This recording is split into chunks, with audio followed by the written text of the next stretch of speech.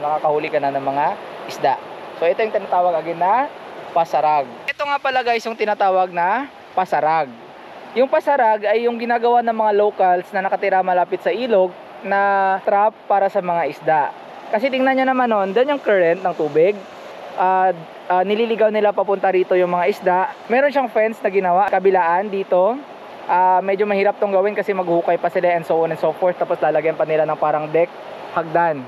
So what will happen is that kapag tag-ulan at bumaha, syempre lumalakas yung tubig. And then yung isda, syempre yung iba sumasabay sa agos. So ngayon, pag natrap dito yung isda, lalo na pag malakas yung tubig, aakyat yan doon sa may parang deck.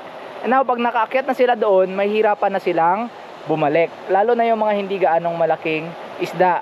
So what will happen is, kung tag-ulan, madalas bumaha, madalas din mayroon silang huli dito mga isda. Yung mga local na isda tulad ng dalupingan, tughod, and sometimes daw mayroon din daw silang sili na nahuli, yung eel, yung parang ahas.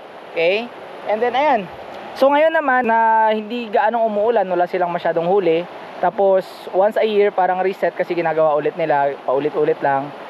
Pag nasira ng sobrang lakas na baha o pag nasira na ng summer, gagawa ulit sila. So ganun lang dito. Gagawa ka ng ganito and then let's hope for natural intervention na yung baha, bagyo, and then yun, makakahuli ka na ng mga isda.